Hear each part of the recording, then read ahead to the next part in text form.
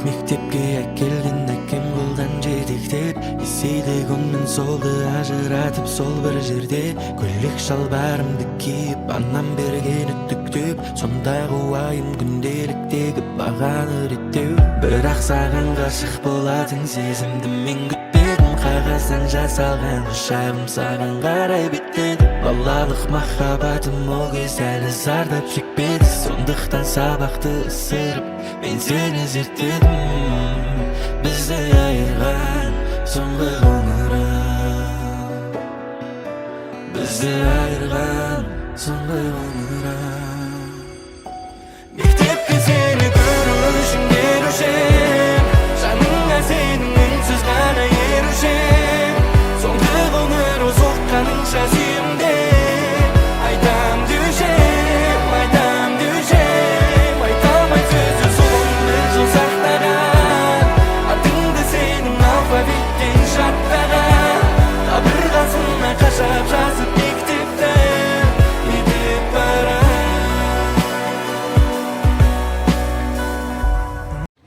Армысыздар, құрметті ұстаздар, аяулы ата-аналар және мектептің болашағы оқушылар. Мектеп тек қана білім ордасы емес, әрбір адамның тұлға болып қалыптасатын, өмірлік бақыт бағдыра алатын қасиетті мекені. Сондықтан бүгінгі жиынымыздың маңызы ерекше. Білім ордамыздың мақтаныштары жас түлектер мен оқушыларға арналған соңғы қоңырау салтанатына қош келдіңіздер.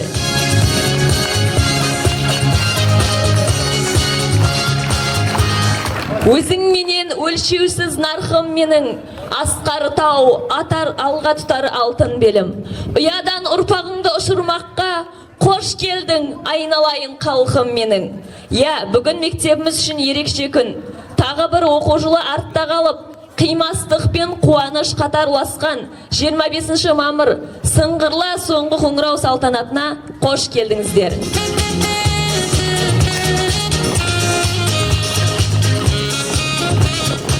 Кеше ғана тұлымдары желбіреп, жүректері лүпілдеп, мектеп табалдырығынан имени аттанған ұл қыздарымыз бүгін ой жетіп, ойы толысып, алтын ұя мектебімен 25 оқушымыз қоштасқалы отыр.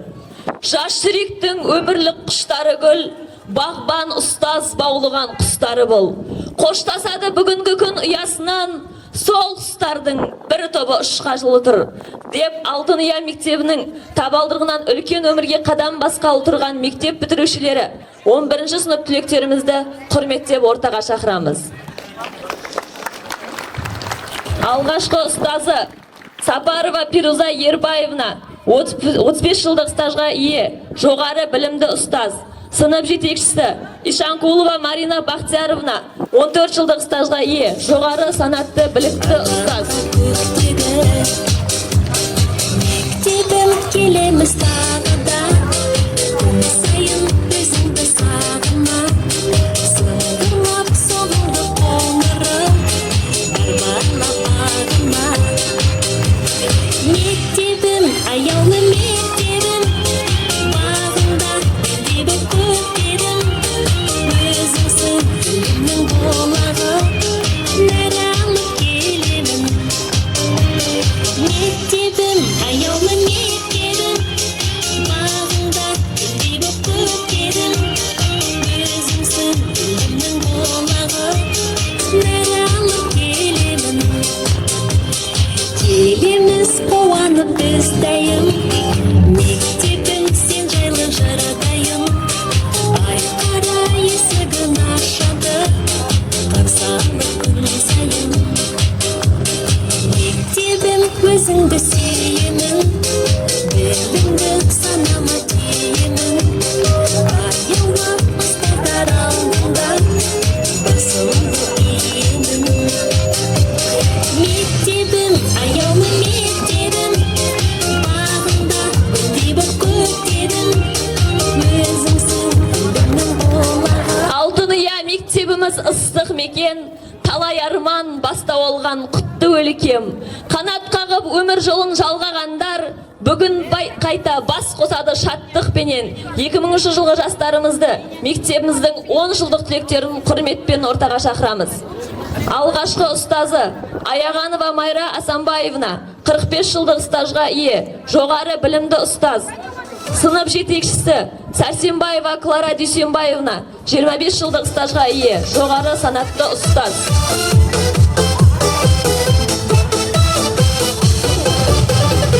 25-інде мамырдың қанат қаққанбыз, жас түлек деген кеудеге лента таққанбыз. Соңғы қоңырау сыңғырыменен Жылдар сырғып, уақыт көшіп алғызған, талай арман өмір жолын жалғаған. Кеше ғана мектеппенен қоштасқандай, бүгін міне 20 жылда артта қалған. Деп 1988 жылғы жастарымызды мектебіміздің 20 жылдық түлектерін құрметтеп ортаға шақырамыз.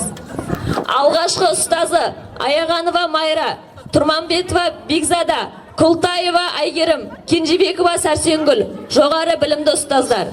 Сынып жетекшісі Біржанова Роза Жұмабаевна, Сайманова Құрманай, жоғары білімді ұстаздар.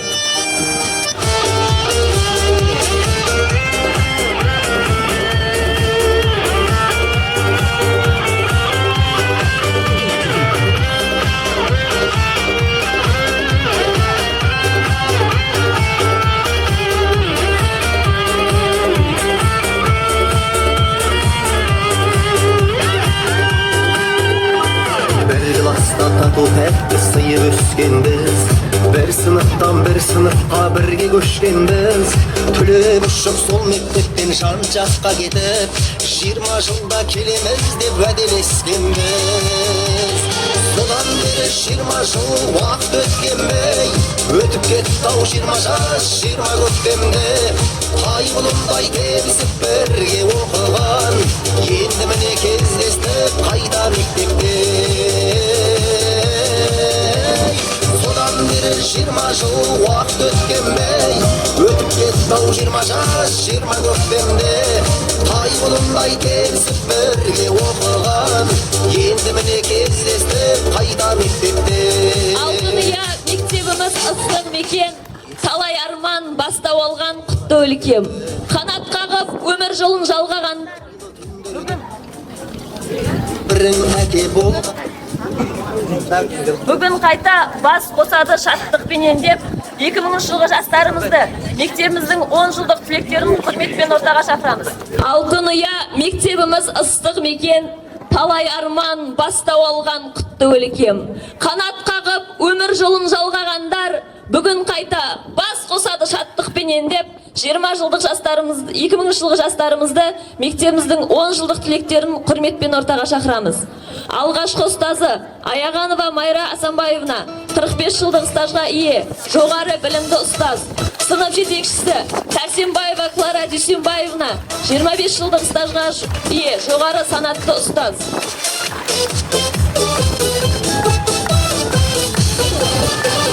25-інде мамырдың қанат қаққанбыз, жас түлек деген кеудеге лента таққанбыз.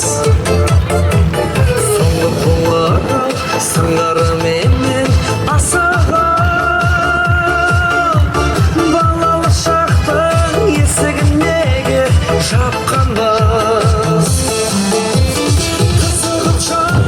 Құрметті қауым, қадірлі қонақтар, тәуелсіз елдің ұланы болмақ, еліміздің рухын асқақтатар қасиетті сәтке назар салайық. Ендігі кезекте Өзбекстан Республикасының мемлекеттік әнұраны орындалады. Туды көтеру мектебіміздің 11 сынып үлгілі оқушылары Аманова Ақжарқы мен Уразқұлова Лида.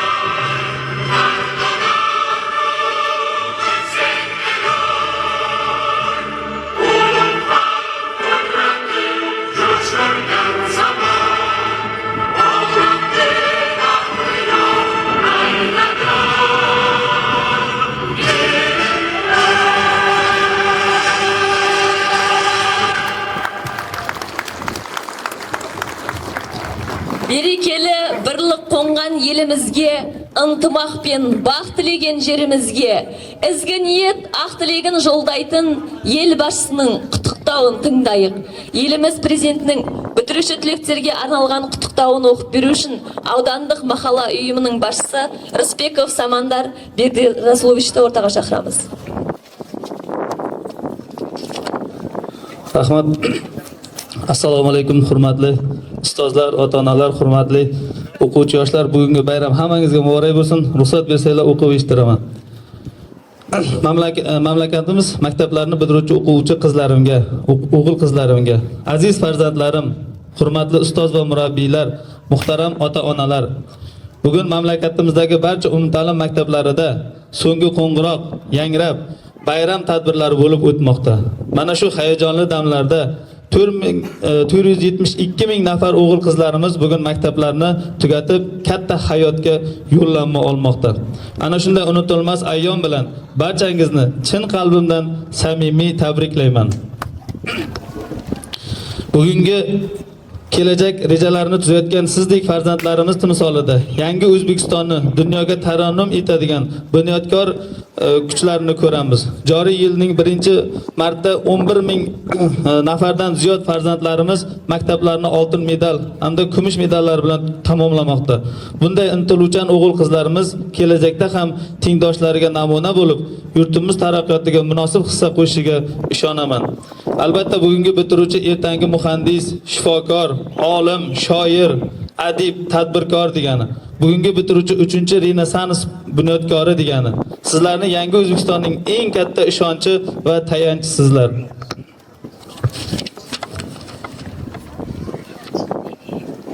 Bu dunyoda har bir ongli inson ota-onasi, ustozlari va el yurti ishonchini oqlashga intilib yashaydi. Inson uchun eng ulug' baxt, ulkan sharaf aslida shu. Siz bugun maktabni tugatdingiz, lekin katta hayot maktab endi boshlanadi. Men sizlarga ana shunday tengsiz baxt, yuksak saodat egasi bo'lishingizni tilayman. Oldingizda katta maqsadlar qo'yishdan hech qachon qo'rqmang. O'zingizga ishoning, hamisha olg'a boring. Doimo o'zgarishlar, islohotlar ruhi bilan yashang. Shu yo'ldagi ilk qadamlaringiz qutlug' va barakali bo'lsin. Barchangizga baxt va omad hamisha yor bo'lsin. Aziz farzandlarim, Shavkat Mirziyoyev, O'zbekiston Respublikasi Prezidenti.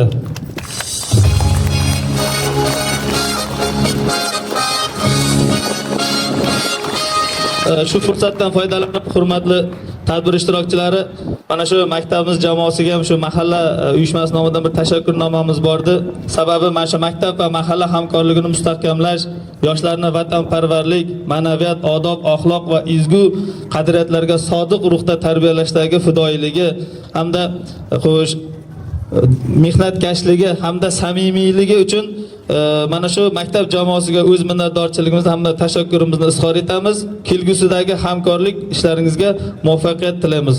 Hurmat bilan O'zbekiston mahallalar uyushmasi Konoqbon bo'lim boshlig'i Samandar Rысбеков. Tabriklaymiz.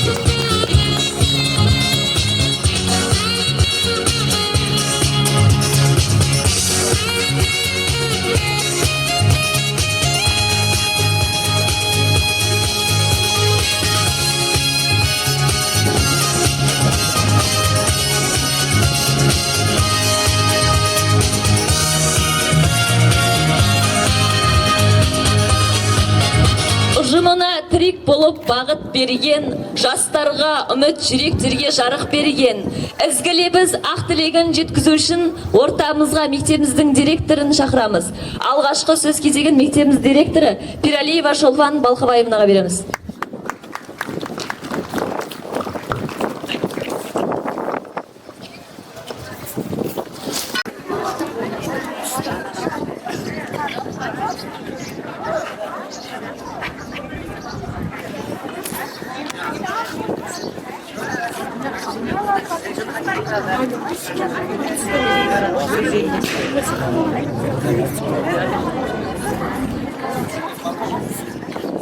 Құрметті ұстаздар, ата-аналар, қадірлі қонақтар және аяулы түлектер.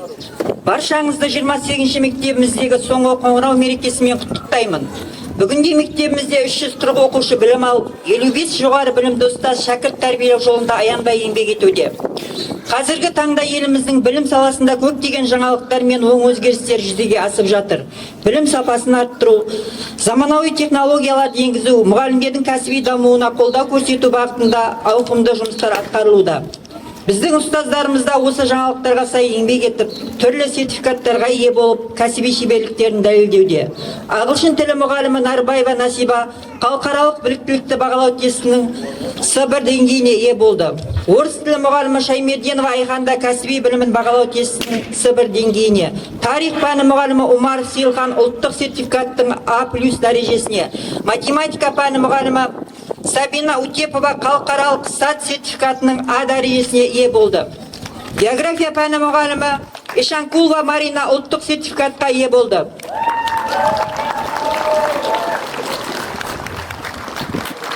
Осы ұлағатты ұстаздардың келесі істеріне толағай табыстар тілеймін. Сонымен қатар оқушыларымыздың жетістіктері қуантады.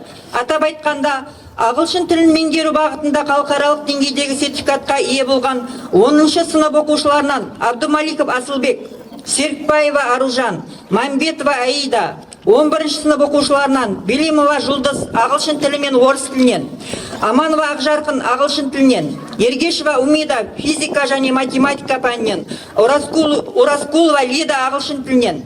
Бұл шәкірттеріміз мектебіміз мақтанышы. Осы оқушылардың ата-аналарына балаларының білім алу жолындағы қолдау үшін алғыс айтамын. 11 жыл мектепті үздік оқып, ата-ана мен ұстаздардың қуанышы болған түлектер Белимова Жұлдыз, Аманова Ақжарқын, Оразкулова Лида, Қалабаева Жадыра мектепті алтын белгіге бітіріп отыр. Қымбатты бітіруші түлектер, бүгін сендер үшін ерекше күн. Осыдан 11 жыл бұрын қоңырау үнімен мектеп табалдырығын аттаған болсаңдар, сол сыңғырлаған қоңырау үнімен болашаққа аттанбақсыңдар. Алдарың ашық, армандарың асқақ болсын. Еліміздің болашағына үлес қосатын білімдіре тәрбиелі азамат мықты маман болыңдар. Соңғы қоңырау үні баршаңа тек сәттілік пен жарқын болашақтың бастауы болсын. Ал бүгін кішкентай болып тұрған 1-ші сынып оқушылары, сендерді 1-ші сыныпты бітірулеріңмен құттықтаймын. Сенде де осы ағаларың мен апаларының жолын қуып, білімпаз, талапты, ізденімпаз болып өсіңдер.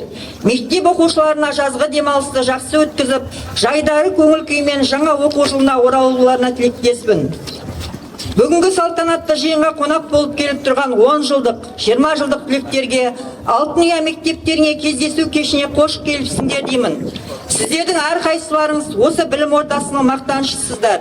Қай салада жүрсеңіздер де, өмірден өз орындарыңызды тауып, ел дамуына үлес қосып жүргендеріңіз біз үшін үлкен қуаныш.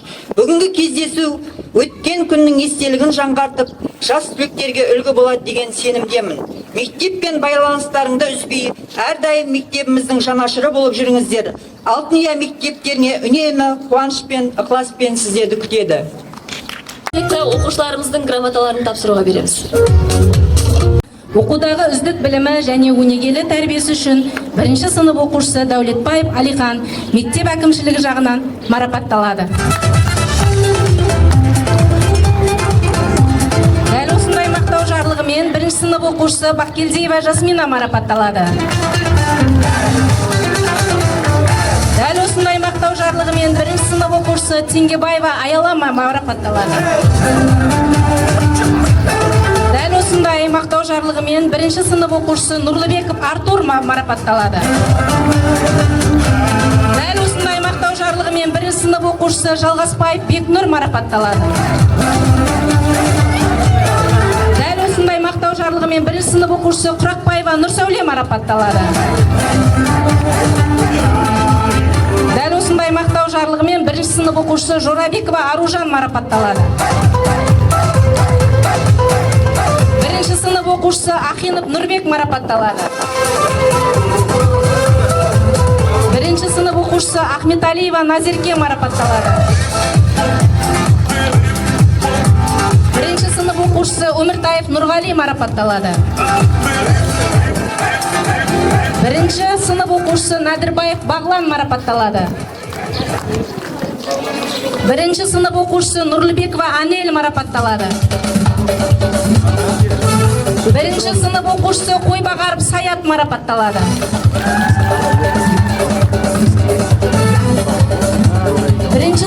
оқушысы Иманбаева Аяжан марапатталады.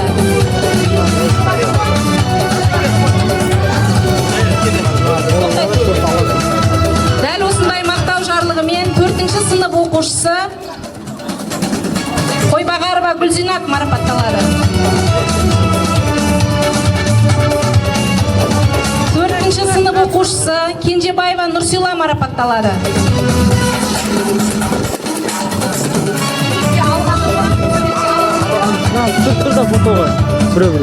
4-ші сынып оқушысы Бердиева Балауса марапатталады. 4-ші сынып оқушысы Юсупов Дастан марапатталады.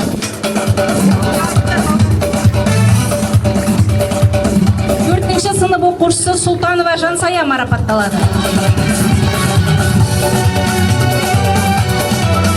4-ші сынып оқушысы Құрақбаев Нұрлан марапатталады. 4-ші сынып оқушысы Әлдебаев Алихан марапатталады. 4-ші сынып оқушысы Сансызбаева Жансая марапатталады. 4-ші сынып оқушысы Үсенов Нұрдидар марапатталады. Дәл осындай мақтау жарлығымен 5-ші сынып оқушысы Кенжебаева Алима марапатталады.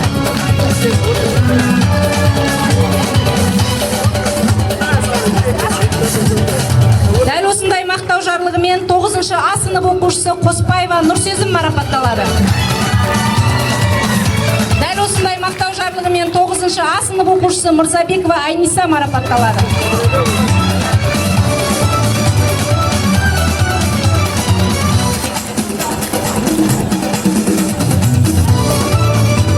Б сынып оқушысы Бегалиева Ақниет марапатталады.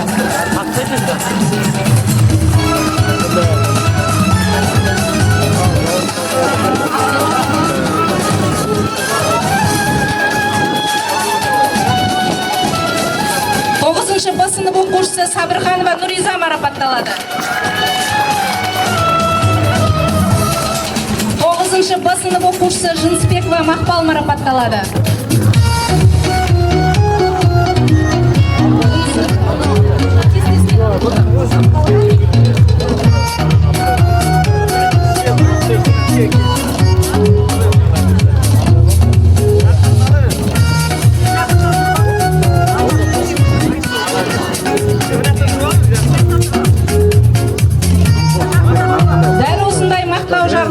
10-ші сынып оқушысы Үсенова Нұрсәуле марапатталады.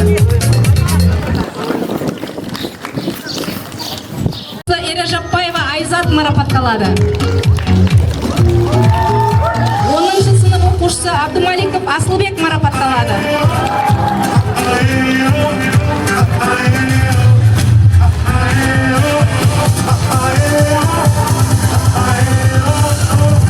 10-ші сынып оқушысы Серікбаева Аружан марапатталады.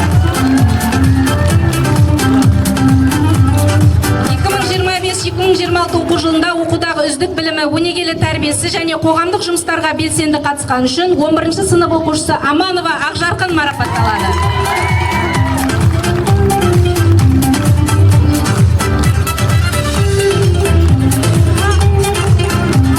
11-ші сынып оқушысы Ураскулова Лида марапатталады. 11-ші сынып оқушысы Билимова Жұлдыз марапатталады.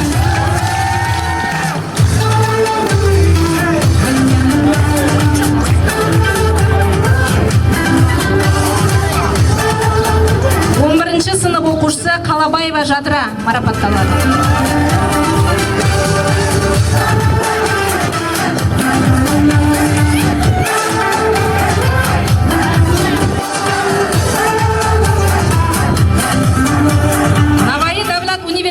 11-ші тұман басқычыдағы химия пәні бойынша фақырлы 2-ші орын егелеген үшін 11-ші сынып оқушысы Алдабаева Балбосын марапатталады.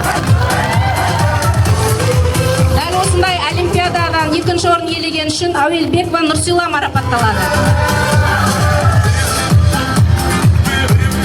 Пән олимпиадасы биология пәні бойынша 3-ші орын иелеген үшін Махиева Оксана марапатталады. Ендігі кезекті мектебімізде ұйымдастырылған балдәурен ансамбліне кезекті береміз.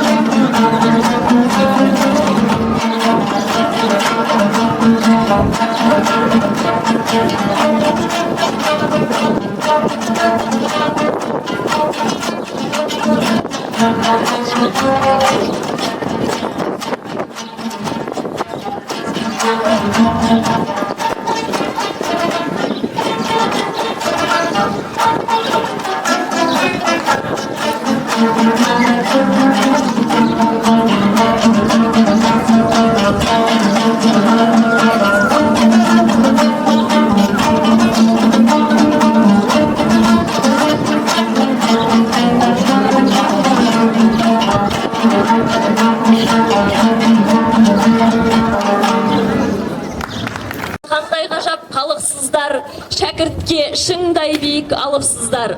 Жан біткен жанарына нұр сыйлаған, күндей боп күлімдеген жарықсыздар. Деп кезекті ұлағатты ұстаз Өмірбекова Бибігүл апайға береміз. Және 11-ші сынып оқушының атанасы Қалабаев Асқар ағаға береміз.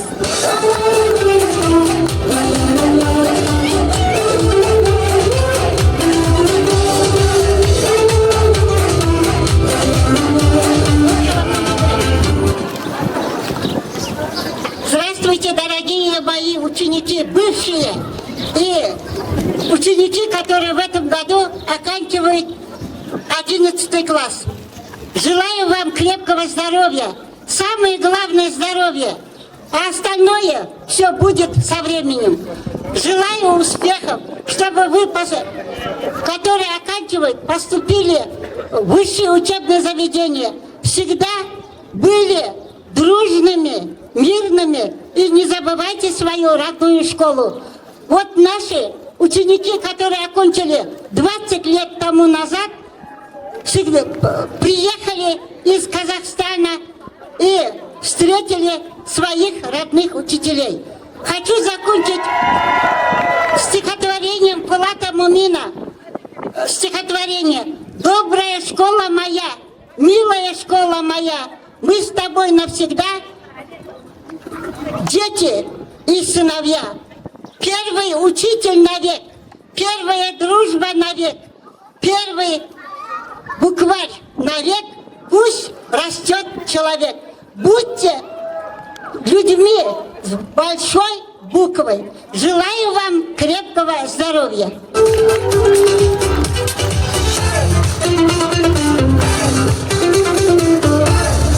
Ассаламу алейкум, құрметті ұлағатты ұстаздар, құрметті бітіруші түлектер және де 10 жылдық, 20 жылдық түлектер. Бүгін міне 25 мамыр соңғы қоңырау мерекесі.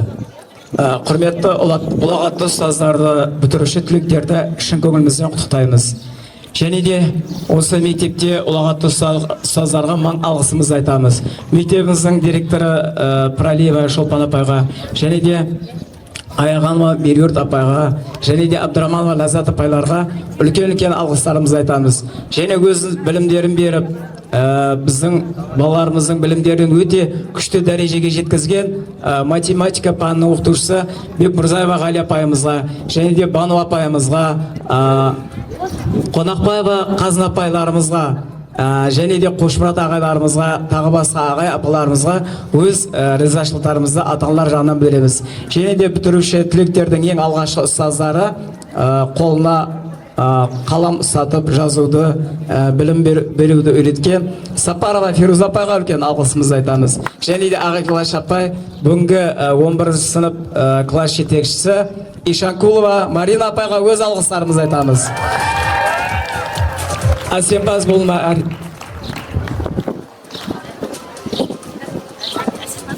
Әсемпаз болма әрнеге, өнерпаз болсаң арқалан, сен де бір кірпіш дүниеге, тетігін тап та барқалан дейді.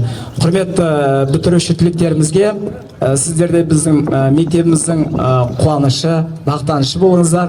Жоғары оқу орындарына түсіп, мектебіміздің қуанышы, ата-аналарыңыздың ниеттерін ақтаңыздар. Ақ жол тілейміз сіздерге.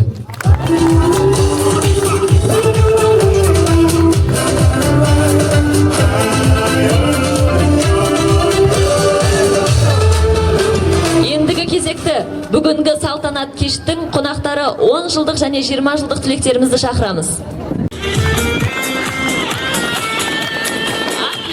Білдіру үшін 10 жылдық және 20 жылдық түлектерімізді ортаға шақырамыз.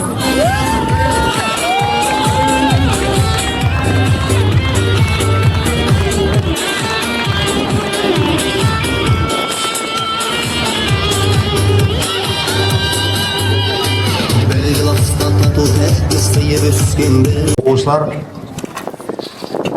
10 жылдық түлектер, 1988 жылғы түлектер 20 жылдық құтты болсын. Ұстаздарға алғыс айтамыз. Ассалаумағалейкум, құрметті қонақтар, құрметті оқытушылар, ағайлар, құрметті осы мектеп білім алып жатқан оқушылар. Бәріңізді осы бүгінгі мейраммен шын жүректен құттықтаймыз. Апайларға ең үлкен алғысымызды айтпақшымыз. Осы дәрежеге жеткізгендер үшін үлкен рахмет сіздерге. Не дейміз, бәріңізге өмір жолда жақсы ниеттер тілейміз. Жақсы оқу орындарына түсіп, жақсы маман иесі болуына тілектеспіз. Рахмет сіздерге. Сәлеметсіздер ме? Құрметті оқушылар, ұстаздар, ағайлар, 10 жылдықтары, 20 жылдықтары. Бүгін міне мектепке бітіріп кеткенімізге 20 жыл болыпты. Ауылды сағынып, мектепке деген сағынышымызды сонымен 20 жылдыққа келіп қалдық. Ең біріншіден осындай біздің дәрежеміз, осындай жетістіктермен келгеніміз, мұғалімдер, сіздердің ұстаздарымыз, сіздердің аталарыңыз. Сол үшін мен сіздерге басымды иемін.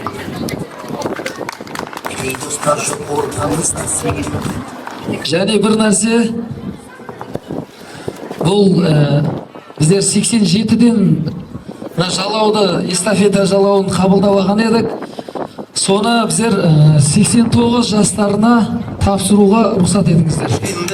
1988 жастарының атынан 1989-дар сендерге осы жалауды тапсырамыз.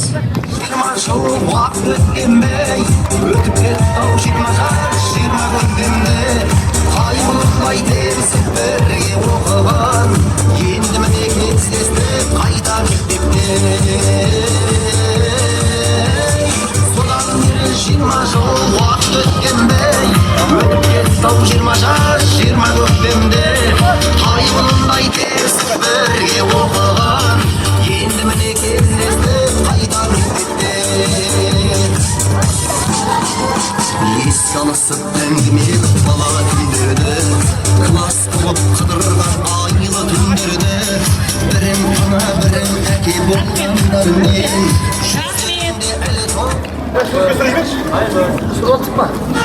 Рахмет. Құрметті Шолпан Балқыбаевна, құрметті ардақты ұстаздарымыз, құрметті оқушылар, мектеп түлектері, 10 жылдық, 20 жылдық түлектер.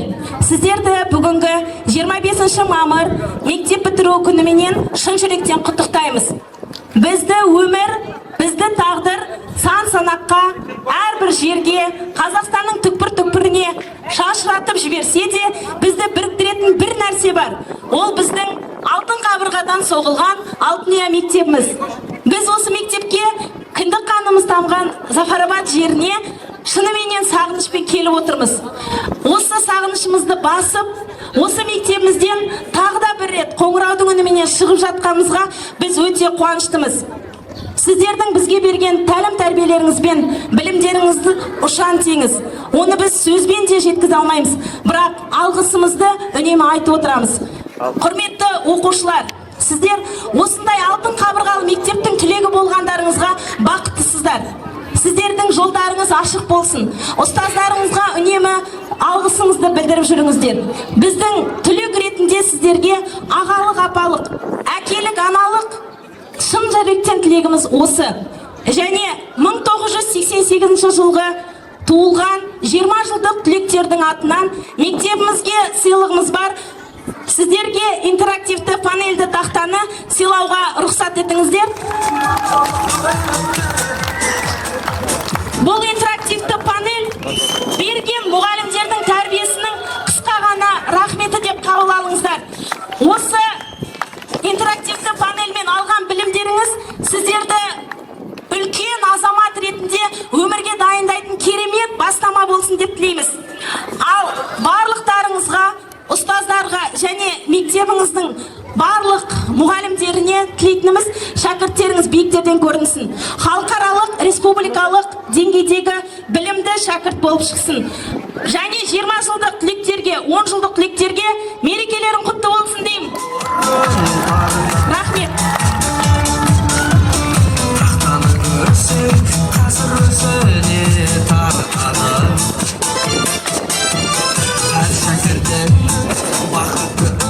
Ассалаумағалейкум, мектеп бітіруші жас түлектер және де ұлағатты ұстаздар.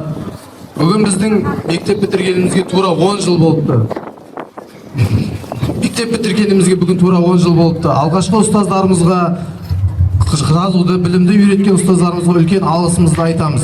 Және де біздің мектебімізге Клара апайымызға үлкен алғыстарымызды білдіріп, үлкен рахмет айтамыз. Және біздердің де мектепке дәл осындай сыйлықтарымыз бар. 10 жылдық, 20 жылдық бітірушілерге де үлкен алғыстарымызды айтамыз. Рахмет. Жылдан жылға келатқан осы эстафеталық лентаны біздер 2001 жылғы жастарға табыс етеміз.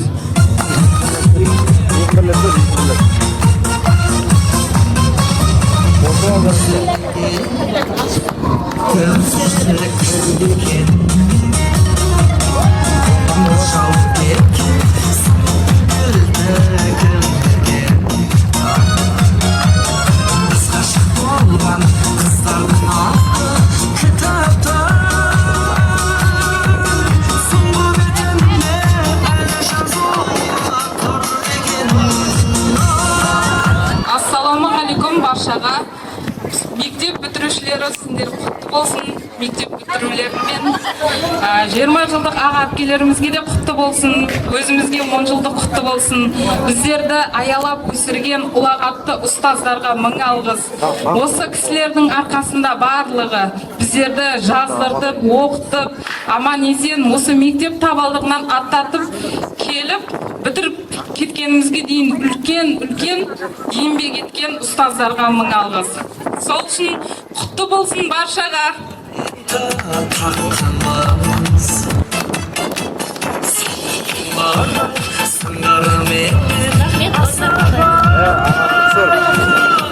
Шақ жайып, төл мереке қарсы алды, түлектерге жарқын тілек білдіріп, құттықтайды, бүлдіршіндер баршаңды деп, бастауыш сынып оқушыларының аға әпкелеріне деген ізгі тілектерін айту үшін 4-ші сынып оқушыларын ортаға шақырамыз.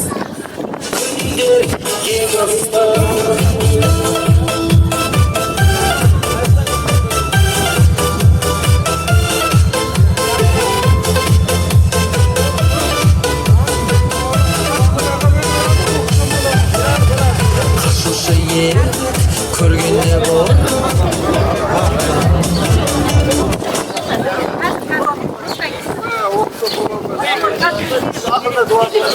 Қош болыңдар ағалар, мектеппенен қоштасар. Бізде келіп ертең сіздерге ұқсап біздер оқу жылын бітірген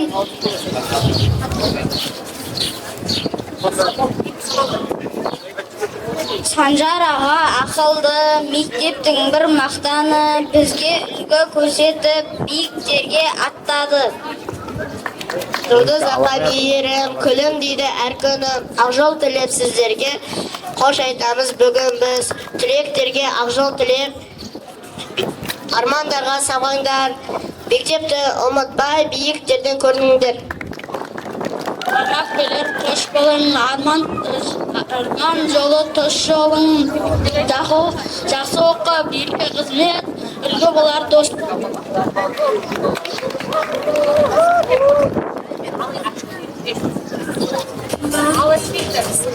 Мақалла жағынан келген ақсақал аталарымызға сөз кезегін береміз. Құттықтау сөз.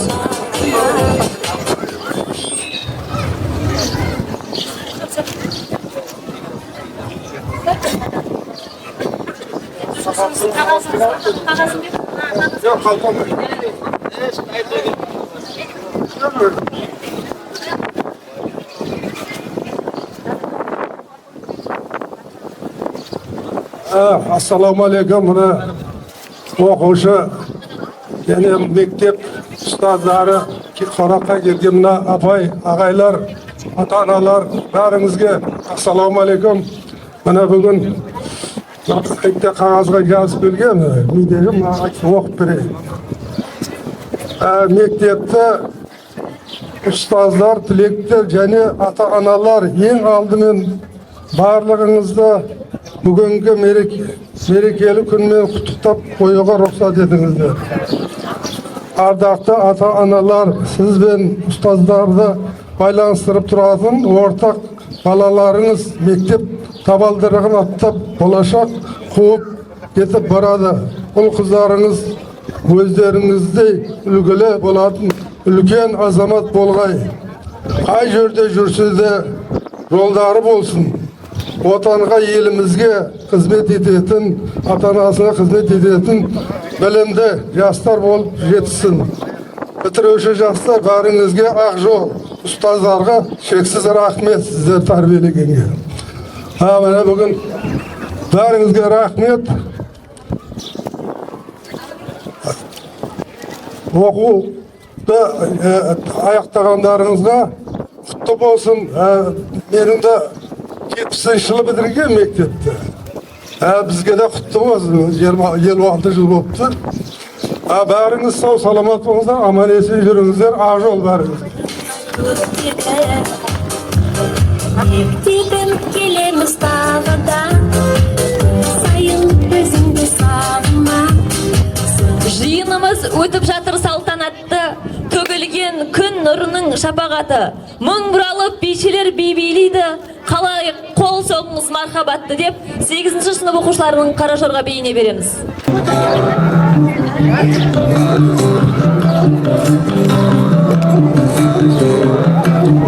Тарихы терең мәні бар, ей төресі сәні бар, атамыздың қаны бар, анамыздың әні бар, ұлқылдатып билесек, тәуелсіз ұрпақ жөні бар.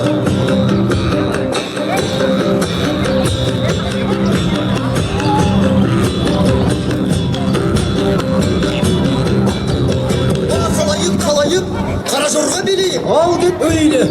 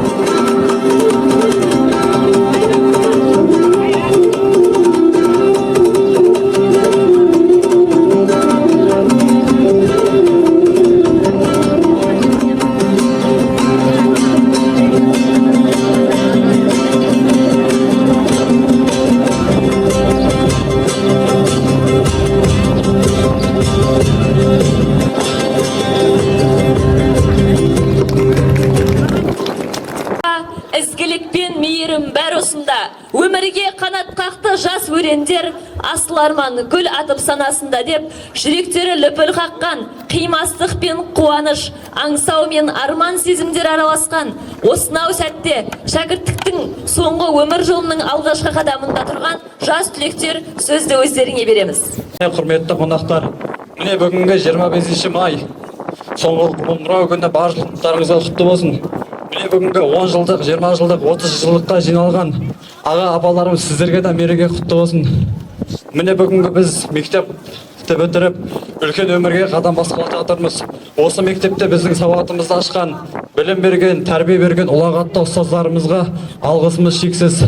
Алдағы өмірде міне достарыма да үлкен оқу орындарына түсіп, ел сүйетін азамат болыңдар деп тілеймін. Мектеп қабырғасында ең қызықты сәттер, достарымызбен сәтті өткен сәттер мәңгі жүрегімізде сақталады.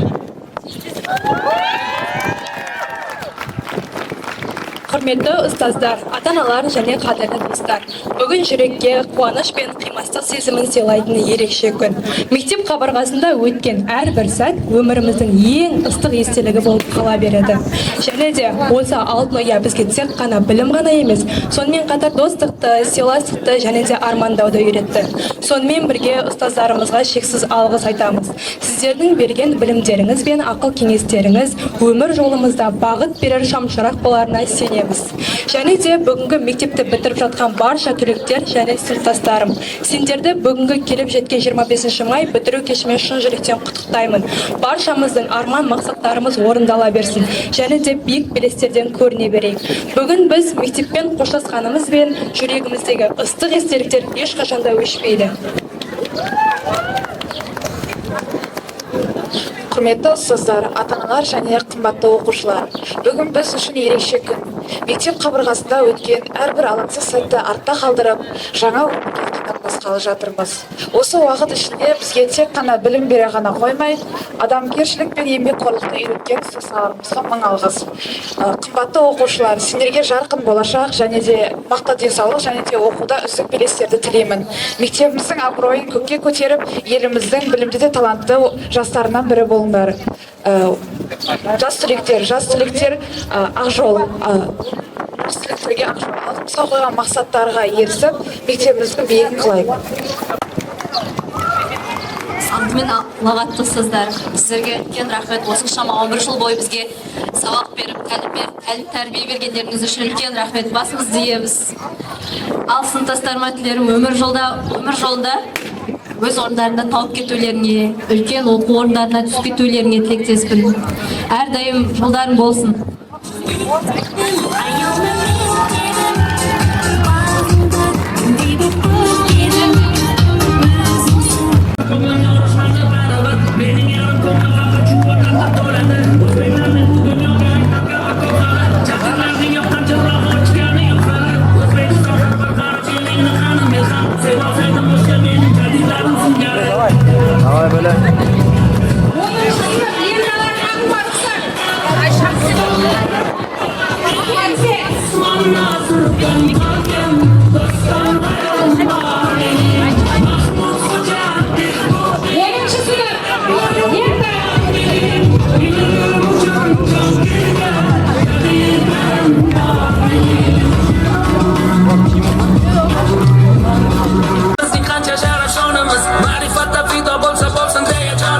Yurtboshimizning yoshlarga aytgan gapini eslang, jadidchilar bo'ladi bizning qahramonimiz. O'zbeklarning bu dunyoga aytar gapi ko'p hali, jadidlarning yoqqan chirog'i o'chgani yo'q hali. O'zbekiston har bir qarich yeringni qani men ham sevolsaydim o'sha mening jadidlarim singari. Cho'lpondekkan xonim, bo'stonlarim bor mening, Usmon Nosirdan qolgan dostonlarim bor mening, Mahmud Xo'ja Behbudiy kitoblarim bor mening, ilm uchun jon bergan jadidlarim bor mening.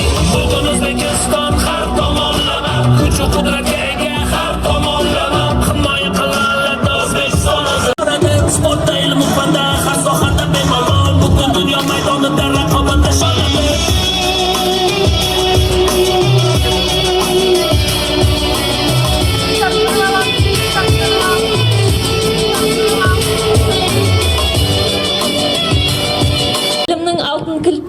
бітіруші тілек алтын белгі үміткері Белиева Жұлдыз 10 сынып оқушысы оқу озаты Серікбаева Аружанға тапсырады.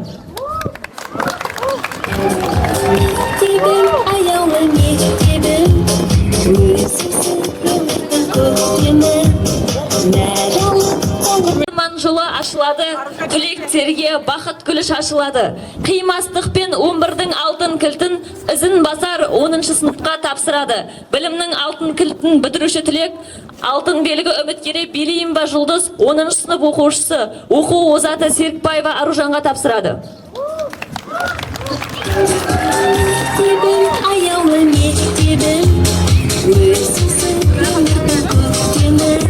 Тапсырамыз.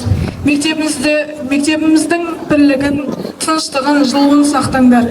Армандарынан қорқпай, тек қана алға ұмтылыңдар. Қоштасу сәті келді міне бүгін. Сіздер басқан сара жол дара ізбен бізде енді бастаймыз алға жүріп. Құрметті 11-ші сынып түлектері, сіздерге тек қана сәттілік тілейміз. Сіздердің үміттеріңізді ақтап, мектеп абыройын жоғары ұстаймыз деп уәде береміз. Сіздер басқан жолды үлгілі өтеміз деп үміттенеміз.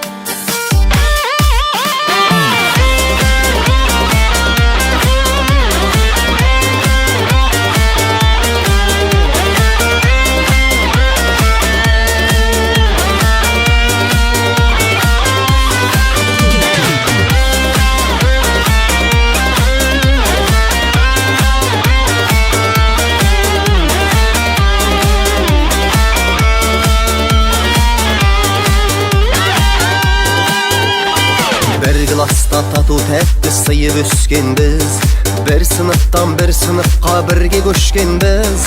Түлеп ұшып сол мектептен жан жаққа кетіп, 20 жылда келеміз деп уәделескенбіз. Содан бері 20 жыл уақыт өткенбей, өтіп кетті-ау 20 жас 20 көктемде. Тайғұлындай тебісіп бірге оқыған, енді міне кездестік қайта мектепте. Содан бері 20 жыл уақыт өткенбей, өтіп кетті-ау 20 жас 20 көктемде. Тайғұлындай тебісіп бірге оқыған, енді міне кездестік қайта мектепте. Еске алысып әңгіме қып бала күндерді, класс болып қыдырған айлы түндерді. Бірің ана бірің әке болғандарыңмен, жүздеріңде әлі тұр балалық белгі. Содан бері 20 оның өміріңіз айтуға пайдасы бар дейді. Пікір алысып тұру қазіргі кезде өзі әсіресе үлкен маңызға ие болды. Қазір балдарымызда көбірек бұрынғыдай көп ойнамайтын, кездеспейді, бәрінде телефон, телевизор болып кетті. Сол үшін мына кездесуге келген оқушыларға, азаматтарға, осы кездесу ұйымдастырған азаматтарға барлығына рахмет айтамыз. Дендерің сау болсын, жұмыстарың табыстар тілейміз. Әрқашан осындай бас көтеріп түгел болып, 20 жылда 30 жылда кездесуге келіп тұрыңдар. Сендер кездесуге келгендеріңіздер оқушыларға да үлкен қуаныш, біздер де қуанамыз келіп тұрғандарына. Сол үшін сол шаршамаңдар, әрқашан алда болыңдар, мектептің атынан біздер мақтанатын ел азамат бола беріңдер. Бірінші бағытта ұшыратаға егін сұраққа ұзапайды ғой? Енді сөз кезегі сіздің фамилияңыз?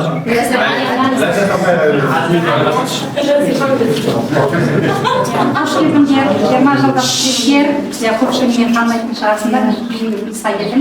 Мен жұмысқа келген кезде сендер 11 сынып беріңдер, бірінші этажда. Содан еркебұлан, міне 20 жылдық кездесуді ұйымдастырып отыр екенсіңдер. Әлбетте бұл оңай жұмыс емес, бұл қанша уақытты, қанша еңбек, қанша күш, қанша әсап дейміз ғой біздер Өзбекстанда. Ерікті талап ететін, оңай емес па кездесу. Және бір нәрсе, мысалы мен мектеп табалдырығында жүргеннен кейін, мектептің онша несін білмеймін ба, қадірін білмеймін ба, өзім көзім үйреніп кеткен ба. Бірақ әр жылы 10 жылдық, 20 жылдық келген кезде мен де өзімнің мектебіме деген қатты сағыныш пайда болды. Басқаша сезімге бөленемін да. Сол үшін рахмет сендерге осындай кездесу ұйымдастырып отыр екенсіңдер. Отбасыларың берекелі болсын, жұмыстарың берекелі болсын, әрбір күндерің осындай берекелі болсын.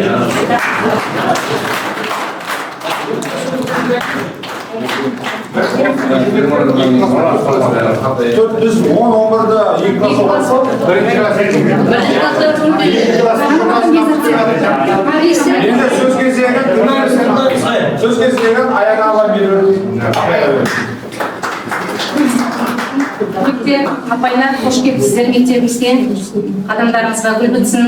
Сіздерге денсаулық тілеймін, өстіп үнемі мектептеріңізді еске алып келіп тұрыңыздар. 30 жылда, 40 жылда кездесу төрт көзіміз түгел нәсіп етсін. Міне бүгін ерекше күн, мектепте толық тұрмыз. Апайларымызды көрдік, ұстаздарымызды көрдік.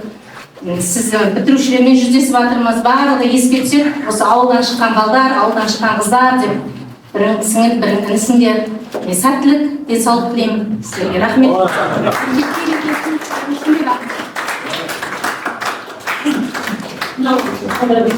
Laurdan kulübüş panjasta yedi, Laurdan kulübüş panjasta yedi, Laurdan olmasa yedi, Amanda sert olmasa. Laurdan kulübüş panjasta yedi, Elimizde ömür olmasa yedi, Amanda sert ayna, Amanda sert ayna.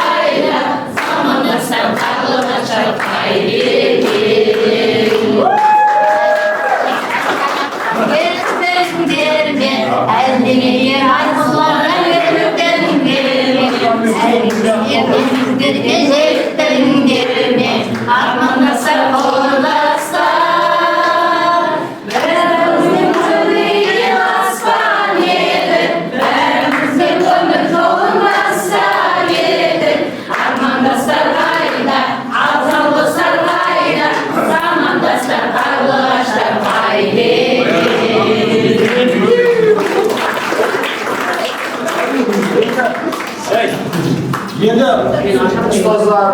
20 жылдық түлектер өздеріне таныстырып осылай отырып айтып кетсеңдер. Неше балаң бар, қайда істесін деген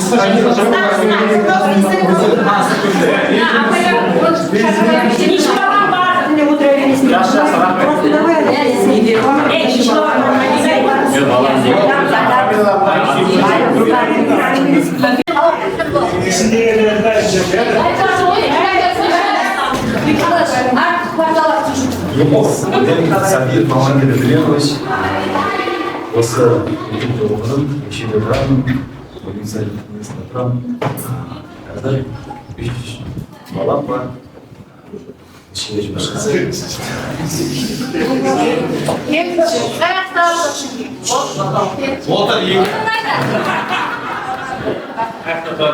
Мен Сағынбай Ғайзалар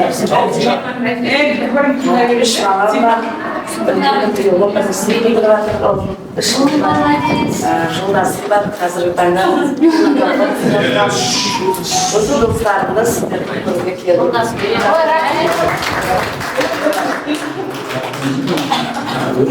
Шарфинга Ильяна Рассельбайна, классникельшіліктен бастап оқығанмын, как раз Асенапайдың болды, одан кейін Роза көрді, одан байқай істедім, көргеннен кейін сол кезде танымадым, екі апайды, өзі апайдың аяқпайды, мен 10 классқа шейін оқыдым, оны ашын бердім. Сіздің қазірді тұрамын, осы больница өзімізде мессенджерство істеймін, екі қызым бар, мешкетте посылка. Шайдулаев Азамат, интеграция ем. Қазір тема табаласында тұрады. Екі қызым бар.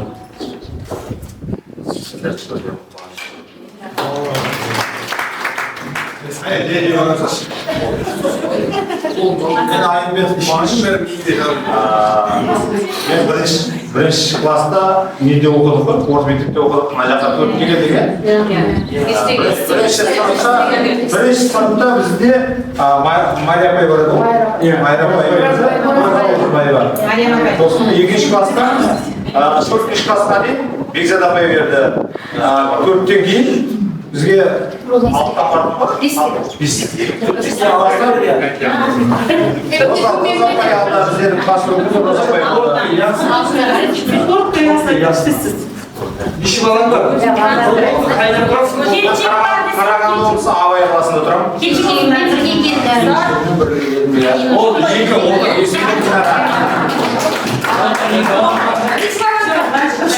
үш ұлым бар. Үлкен 9 өтірді. Розапай көйле адам болған.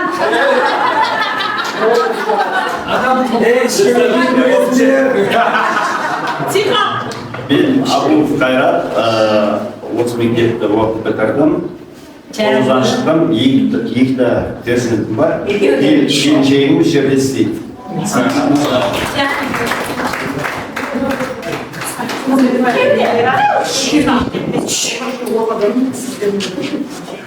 Бір қызым бар. Лабораторияда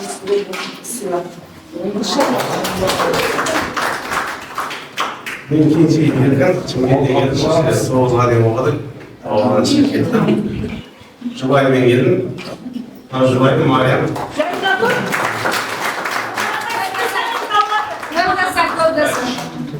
Еш бала жамайтын, 4 бала шағым бар, 3 қыз, 1 ұлым бар.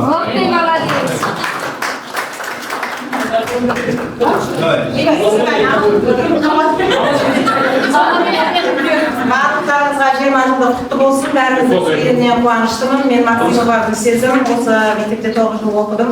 Есімде қалған Майра апайда 4 жыл, Құрманай апайда 9-ға дейін. Еркебұланмен жеңіспен айтысып айтыскер болдым. Өлең айттым. Маған ең қызықсқан спасибо ғана. Одан кейін өлең шығардық, апайдың кітаптарын переводтап бердім. Әйтеуір есімде қалды, активный кішкене болды. Қазір Үшқұдықта тұрамын, Үшқұдық қаласы. Күйеуімді қосқанда 4 перзентім бар. Оған энергия беріп жатыр, тәрбиелеп жатырмыз десем. Аллаға шүкір бақыттымыз.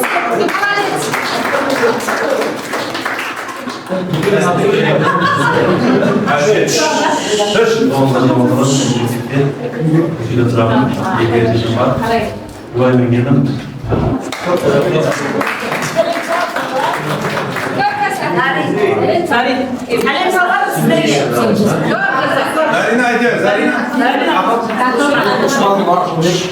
Осы жерде тұрамыз жасаған келіншегім Зарина. Үш баламыз бар. Екі ұл бір қызым бар.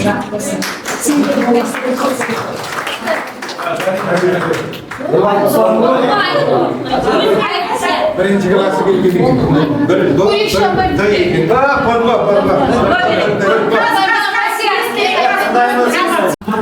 Жиырма жылдықты мектепке келмегеніме Қалай бітірдім, қалай кеттім ғой?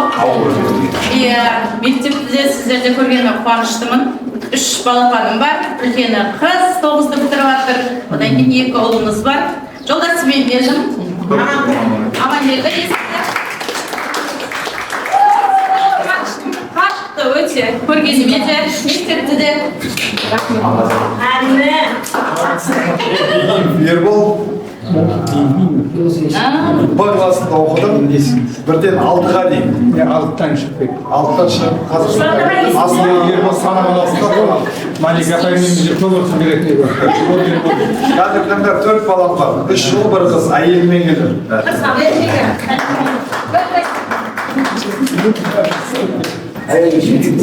Мен Абдулаева Айгүлмін. Бірінші класста Майра Пайда оқыды, Қайырғанова. Екінші класста Бекзат Пайда оқыды. Кейін Замина Пайдың қолынан бітіріп, мен 9-дан қазір Теміртауда тұрамын, бір қызым бар. Сіздерді көргеніме қуаныштымын.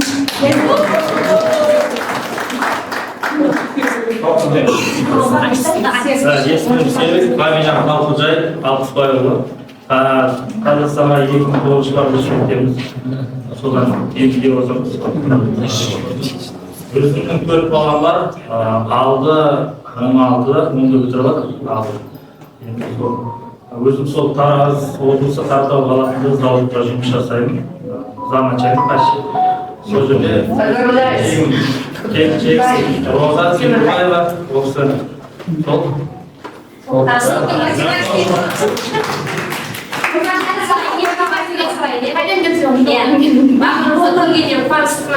Ең алдымен барлыққа 20 жылдық болсын. Осы 20 жылдықта алден жүрейік. Сіздермен бірге жұмыс жасадым. Сіздерге ұстаздардан алдым. Қазіргі таңда Атырау қаласында Шамал Қамсында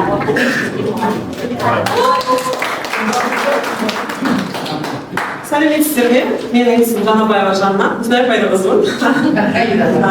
Бірінші сыныптан 11-ші сыныпқа дейін осында оқыдым. Институтта оқыдым Навайда, содан кейін көшіп кеттім, аяғастан. Қазіргі таңда 5 балам бар, 4 қызым, 1 ұлым бар. Жолдасым военный, сол үшін біз бүкіл Қазақстанда Ақтау, Атырау, Қарағанды барлық жерде тұрдық. Жолдасым да неде істейді, әскери бөлімде істейді, мен де әскери бөлімде істеймін. Сіздерді көргенімде қуаныштымын. Мен Усманова. Мен Усманова Айгерім Қайратқызы. Бірінші сыныптан 11-ші сыныпқа дейін осы мектепті бітіріп кеткен түлекпін. 9-шы сыныпты Қызылға, 11-ші сыныпты Қызылға бітірген адаммын. Сосын Қостанай мемлекеттік педагогикалық институтында 4 жыл оқып, оны да Қызылға бітірген. Сосын Астана қаласында қазір Бином Education мектебінде қазақ тілі мен әдебиет пәні мұғалімімін. 2 балам бар, 1 қыз, 1 ұлым бар. Жолдасым Руслан.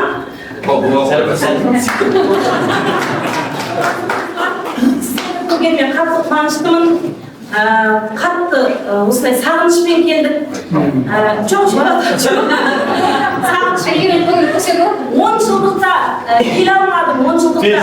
10 жылдықта келе алмадым. Ол кезде тұрмыс құрды, балалар болды, кішкентай болды. Қазір осылай келіп қуаныштымын, осылай не істеп жатқанымызға қуаныштымын. Менің жолдасым бір әңгімесі, сендер қандай дружбысыңдар, қандай күшсіңдер, және сен қандай популярный болғансың дейді.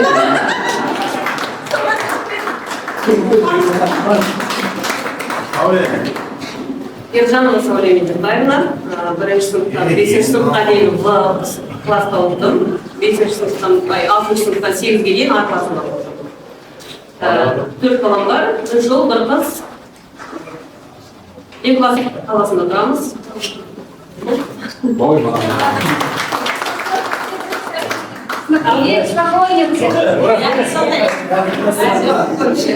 Ассалаумағалейкум.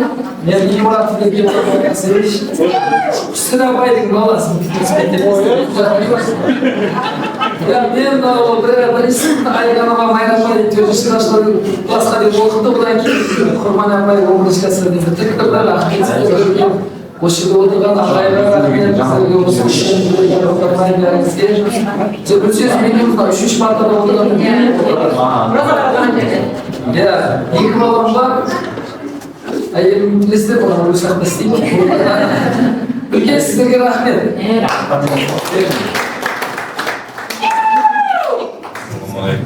Менің есімім Қайым Құмтайбайұлы. 11-ші классқа дейін үшіде оқыдым. Ұлым бар, егім бар. Кәсіпкер.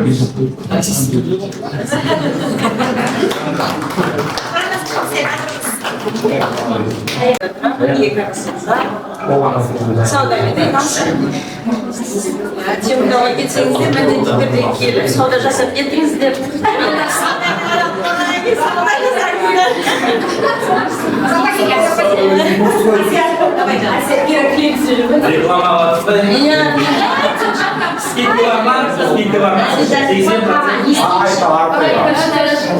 Мен Арықбаева Венера, Балқаш қаласында тұрамын.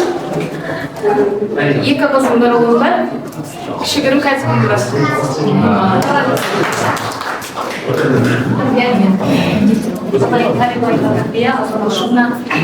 Бірінші арқасында аяғандар ойнаумен оқыдым.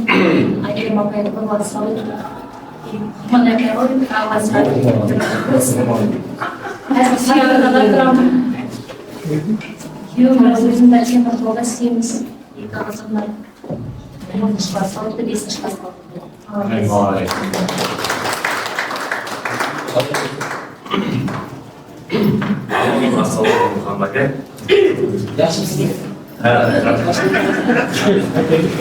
Так, мен Астанада Сангер Болаевич. Осы мектепте біз оқыған кезде 50-ші мектеп еді ғой кезде. 20-де оқыған екен. Жаңалықтар құтты болсын. 20 құтты болсын. Өзімнің 3 балам бар, ақырында 3 қызым бар. Геолог саласында жұмыс істеймін. Сол басқа кетті. Астанада құтты болсын.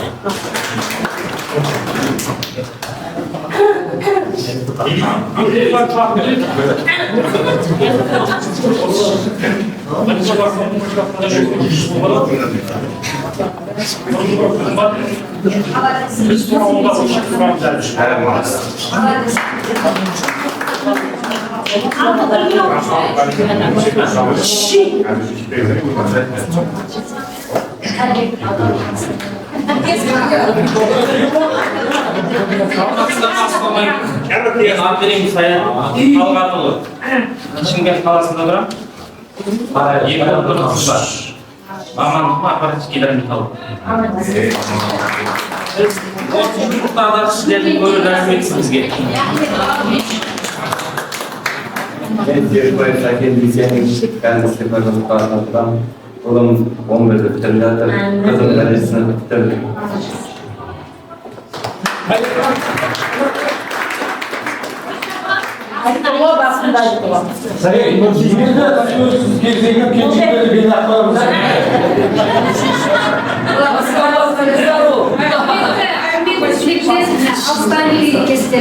Алтын бастарыңызды иіп, алтын уақыттарыңызды қиып біздерге толық қуанышпен отырмыз.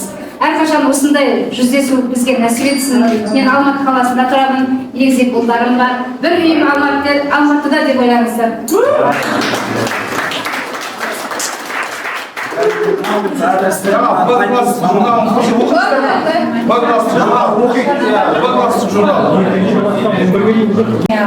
Осында жиналғанымыз ғой. Осы кешті қарайда жақсы өткізіп, елдеріне аман есен жетіп алыңдар. Енді өзімді басында айтпай кеттім. Степногорск қаласында тұрдым 12 жыл. Сол жерде мектепте жұмыс істеп, біраз енді ол жерде де біраз жерге білім берді. Қазір Астана қаласында тұрамын. Сол мектепте жұмыс істеймін 64 жыл. Астанаға барсаңдар, сол іздеп барыңдар.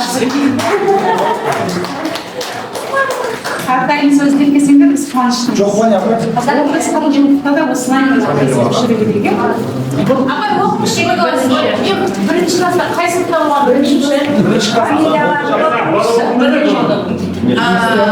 Майрапайдың классы бұл.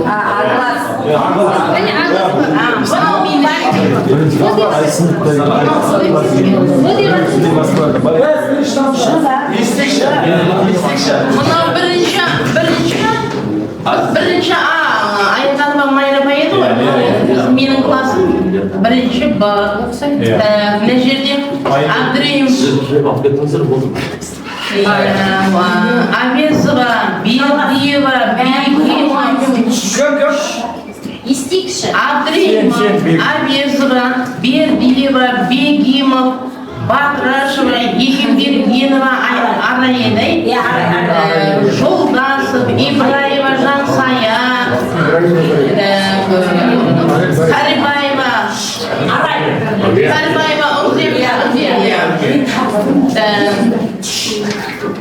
Караматов Ахат деген балам әнші.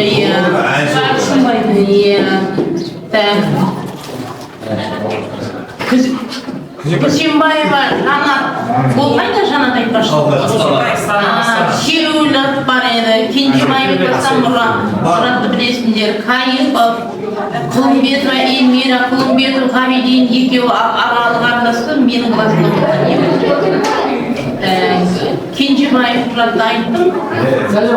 Асланов Руслан, Рахманов, Сейтенов, Садирова, Мұратова Арай, Усманова Айгерім, Мұратбаева, Өтекенова, Ашқаров, Кеншаров, Омерқұлов Көбей және Омерқұлов Серікмен дейді. Уразымбетов кім? Қалап, өмір соның үйіне барып, мен ақпыспен барып, сол баланы келгенде ертең келіп үйіне барады.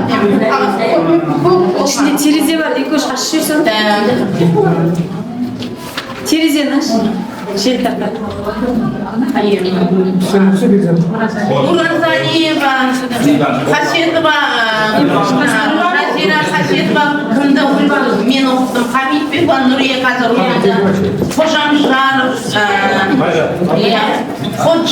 Хаджапов, Абубакиров, менің оқыған балаларым осылар еді. Бірақ кейін осы кім апай келгесін, менің екі жаңағы Омерқұловтан біреуін көбейді апай алды, Бекзат апай, одан кейін Қосетованың Жазираның сен алдың, Иван үйде қалды. Сондай бөлімді де сол кезде. Сол кезде 36-37 балам болған екі.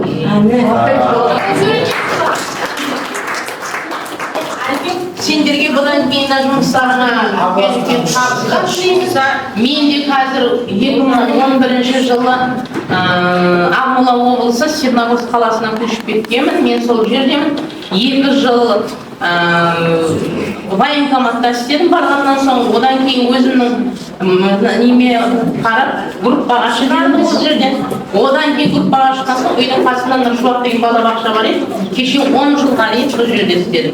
Мектепке екі көзден операция болмаса мектепке кіре алмадым. Сол сендерді одан кейінгі оқыған балалар, сонымен мен Қазақстанға барып мұғалім болған жоқпын. Қазір мен Степногорск қаласында тұрамын. Сәкен бар Степногорскіде. Степногорскіге барсаңдар, қонақ болып барыңдар, бұйырса. Рахмет. Серік, сен нешінші класқа кеттің? 9-да. 9-да, ол кезде 9-шы жылдан алып. ақылы зеп тауып қойды. Сен Сен түрекесің ғой,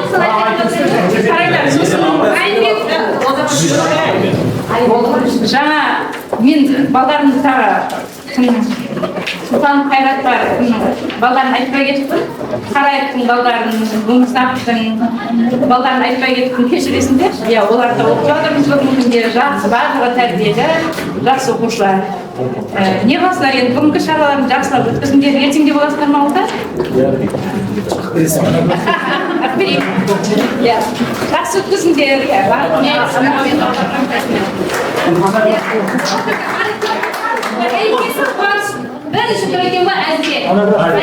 Уақыт өткенде өтіп кетті ау 20 жас 20 көктемде қайғылындай тебісіп бірге оқыған енді міне кездестік қайта мектепте